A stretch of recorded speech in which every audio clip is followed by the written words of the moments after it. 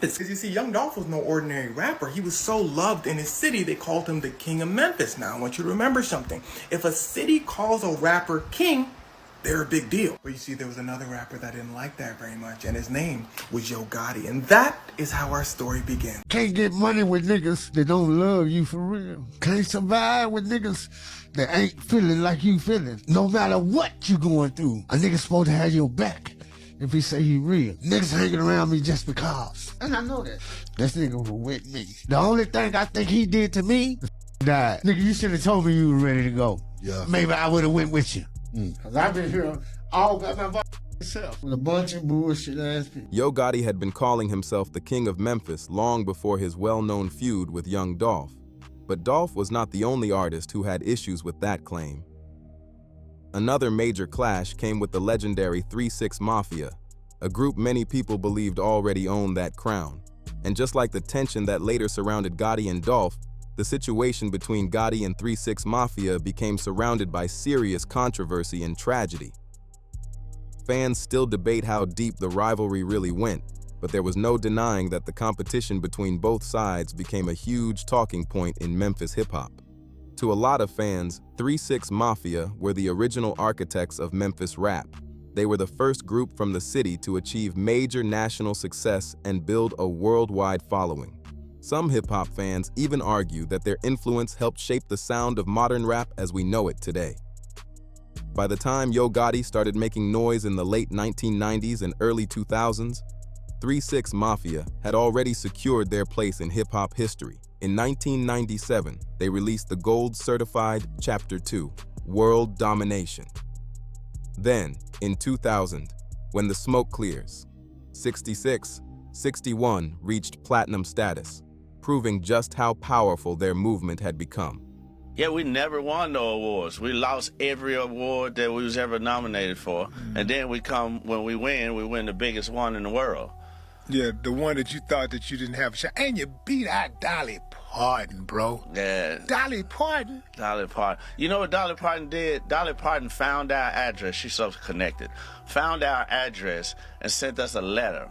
Wrote a letter and said, congratulations on the win. At least it came back to Tennessee.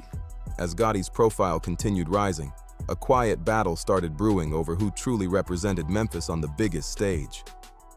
Early on, though, Gotti appeared careful with the conversation. On his second album, Life, he rapped on entering the game.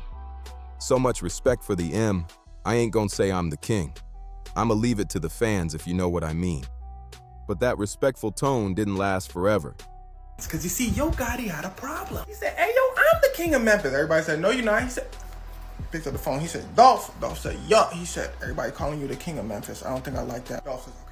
Yo, everybody, he hating. So Yo Gotti and Young Dolph start having problems. And when the head of a label has a problem with somebody, everybody in the label does too. As Yo Gotti's buzz kept growing, so did his confidence. With more releases hitting the streets, including the Blackout Squad and his I Told You So Gangsta Grills mixtape with DJ Drama, Gotti started pushing the King of Memphis title much harder and making sure people heard it loud and clear. One of the biggest turning points came with his mixtape interlude called Real King of Memphis, which many fans saw as a direct shot at DJ Paul. For years, DJ Paul had already been claiming that title for himself and wasn't about to let it go. Well, what you don't do is wait on these superstar head DJs and PDs. You hear me? Man, them niggas ran so much, them niggas be pregnant. You hear me? For real. He made his position clear on his 2002 solo project, Underground Volume 16 for Dasuma. In the intro to Back Da F Back, Paul made his feelings known. You know, a lot of folks ask me why I call myself the King of Memphis.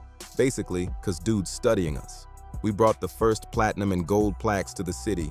We representing the city. You know, dudes wanna diss me and talk ish. I show half of these to stay on B. And it wasn't only DJ Paul standing on that claim. Other 3-6 Mafia members, including Crunchy Black, also spoke out publicly against Gotti and challenged his right to wear the crown. The reason why you didn't get signed, you ain't bumping, fool. If you were bumping, Soda would have signed. So, you know, what you need to do is stop saying these little kid raps and be for real. Go out here and do the right. The debate over who really represented Memphis was becoming harder to ignore. One of the most talked about moments in the feud happened at Kunkfest 2004 in Memphis, where the rivalry spilled into a major confrontation. During the event, Yo Gotti and his crew, the Block Burners, pulled off a bold stunt that immediately got people talking. Reports from the time claimed that around 40 people joined Gotti on stage wearing bright red t-shirts with the words Trill Mafia printed across them in large white letters. Many saw it as a clear shot aimed at 3-6 Mafia and a response to comments that had reportedly been made about Gotti's recent deal with TVT Records. The atmosphere quickly became charged as tensions between both camps reached another level. The crowd was completely split. Some fans backed Yo Gotti and cheered him on, while others who supported 3-6 Mafia booed loudly and fired back with chants of their own. It's for real, cause ain't no love where I'm from, and I don't like you no way. You take my shit rotation, and what you mean? The energy inside the venue became tense fast, and it didn't take long before things got out of hand. After Gotti's controversial performance, a large fight broke out, and reports said security needed nearly 25 minutes to get the situation under control. The concert ended early, but the chaos didn't stop there. Outside the Mid-South Coliseum, another massive fight reportedly broke out in the parking lot, leading to a heavier police presence around the area. There were also reports of gunfire near the venue, although no injuries from the shots were reported. Later, Ricky Cole of S&S Entertainment, the promoter behind Kunkfest 2004, admitted that security had not been strong enough. He said, "When you do a rap show, there are always problems, but nobody got shot. The crowds at these shows have got to learn to control themselves. Beefed up security is a must." As expected, the rivalry also made its way into the music. Both Yo Gotti and members of 3-6 Mafia used songs to take shots at each other and defend their positions. On That's What's Up, Gotti directly addressed the group, rapping, "What up 3-6 / no you don't like me? Well, F y'all," leaving little doubt about who he was talking about. DJ Paul fired back with lyrics of his own and kept the dispute alive on the remix of Stay Fly. Even without mentioning Gotti by name, many listeners understood exactly who the message was aimed at. He rapped, "DJ Paul / it's official, the king of the town. Some clown tried to grab my crown / I hit him, made him put it down. I represent the M and I do it better than him or her or them on CD and on film /." The message was clear. He wasn't giving up his claim to the Memphis crown without a fight. The feud between Yo Gotti and 3-6 Mafia became so heated that it stretched beyond music and started affecting people around both camps. Over time, that rivalry also became connected to the ongoing tensions involving Yo Gotti and Young Dolph. The situation drew even more attention when Gotti's artist, Black Youngsta, became heavily involved in the conflict and publicly inserted himself into the dispute with Dolph. That's why Pusha T and Drake were beefing, because Pusha T had a problem with Lil Wayne, the head of Drake's label. Well, the same thing happens here. One of Yo Gotti's artists, Black Youngsta, says, "I don't like you, Young Dolph." And Dolph says, "Well, what you finna do about it?" In a video that spread rapidly online, Black Youngsta appeared to issue a tense warning to Young Dolph and was seen driving through an area connected to Dolph with members of his crew. The footage sparked intense reactions across social media and quickly became a major topic of discussion among fans. As soon as the video started circulating, Young Dolph responded on Instagram and publicly called out both Black Youngsta and Yo Gotti. His response drew even more attention to the already heated dispute between the camps.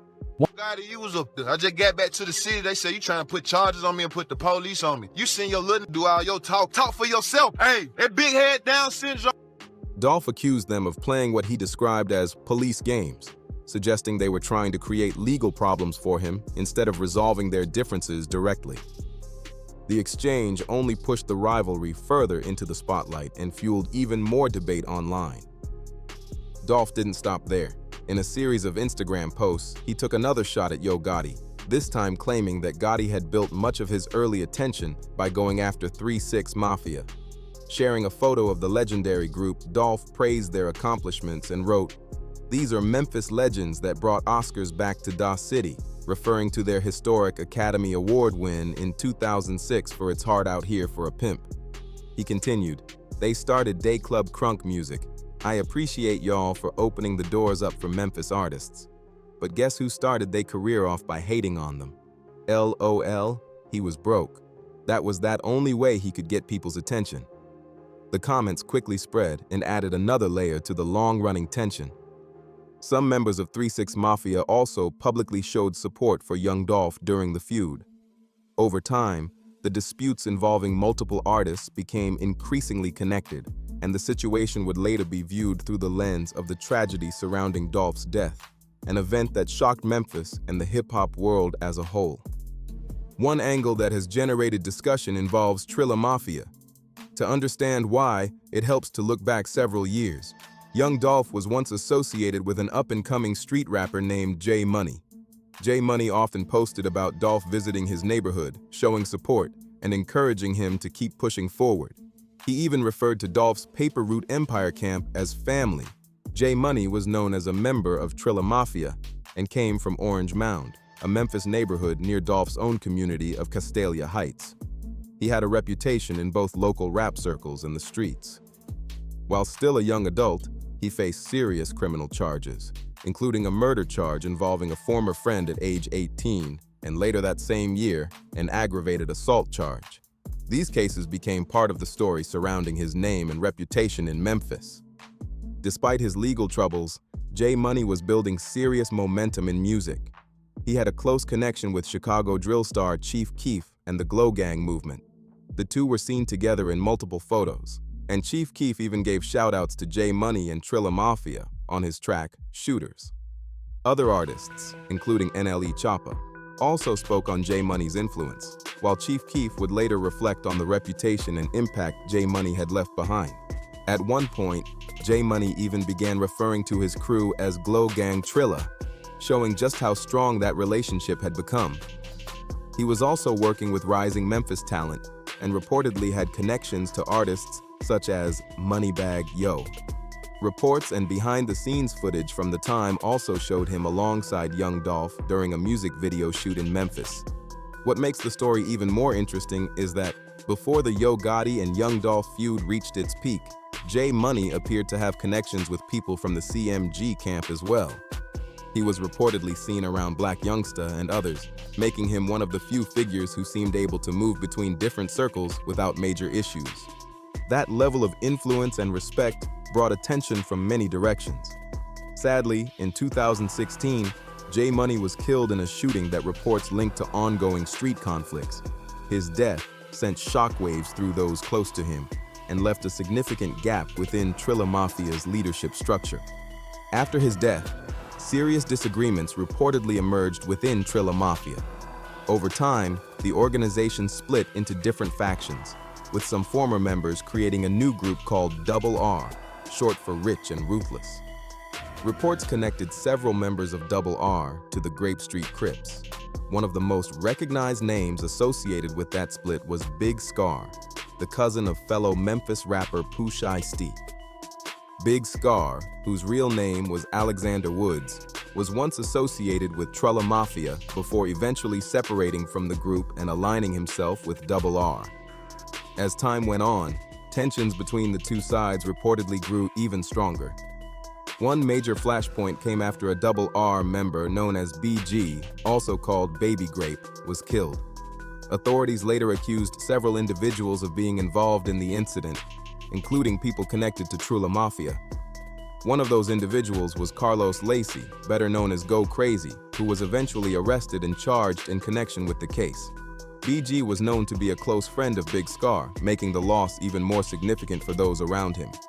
Many people familiar with the situation viewed the incident as a major turning point in the conflict between Double R and Trill Mafia. According to reports, the violence continued after BG's death. Another killing later deepened the divide, with allegations and accusations spreading between people connected to both groups. The situation drew growing attention as tensions in Memphis continued to rise. The conflict also spilled into music. After being released from jail on an unrelated case, C. Modi released a track titled Send a Hit, where he took aim at rivals and openly addressed the ongoing dispute. The song generated attention and controversy, adding another chapter to the rivalry. Not long afterward, C. Modi's music career was interrupted by serious legal troubles when he was charged with 7 counts of attempted murder after authorities alleged he was involved in 2 separate shooting incidents targeting a residence. The case brought even more scrutiny to the already volatile situation. Meanwhile, the situation became even more volatile when D. Money, the brother of the late J. Money, was shot and killed in May 2020. His death added another layer of tension to an already bitter conflict and intensified speculation about the growing divide between different groups in Memphis. Not long afterward, rumors began circulating that a rapper known as Big Unk, formerly called Uncle Danny, was connected to the killing. However, these claims remained allegations and became part of ongoing street talk surrounding the case. Big Unk was reportedly associated with people linked to both Double R and figures connected to Yo Gotti's CMG camp. He had built a name for himself in Memphis through street-focused music videos and a strong local following. Following D Money's death, Big Unk posted 3 laughing emojis on Facebook and later shared the message, "Some things better left unsaid," along with a shushing emoji. The post quickly gained attention and fueled even more speculation online. Later that year, a rapper reportedly connected to Double R CEO Jizzle released Rich and Ruthless. In the song, he rapped, "If you diss 23, swear to God, it's going to be R.I.P. You ain't hear what happened to last dude? He got left on Trig Street." Many listeners viewed the lyrics as a reference to D Money, who had publicly criticized a deceased Double R member known as 23 shortly before his death. Reports also claimed that days before he was killed, D Money shared a screenshot of a text message warning that someone planned to harm him. The image spread rapidly and became part of the ongoing discussion surrounding the case. Young Dolph then became linked to the story again when he signed Big Unk to Paper Route Empire. The move surprised many because of Dolph's past connection to J Money. Although rumors surrounded Big Unk, no court ever proved any involvement in D Money's death. As alliances shifted, many observers viewed Trill Mafia as moving closer to circles associated with CMG, while Big Unk became more connected to Paper Route Empire. The divide between the groups appeared to grow even deeper. Many people later pointed to these rivalries as part of the broader tensions surrounding Young Dolph's life. Before his death, Dolph survived 2 major attacks. The first came in Charlotte in 2017, when his SUV was targets of a massive armed ambush, where his vehicle was fired upon dozens of times. 3 men, including Black Youngsta, were arrested, though charges against him were later dropped. Dolph publicly said he believed he was the target and addressed the incident in songs like 100 Shots and Bulletproof. Months later, Dolph survived another shooting outside the Laws Hotel in Hollywood. Investigators questioned several individuals, including Corey McClendon, but no one was ultimately convicted in the case. Then, in November 2021, Dolph was killed outside Makita's Homemade Cookies in Memphis. Authorities later charged Justin Johnson, Cornelius Smith, and Hernandez Govan in connection with the case.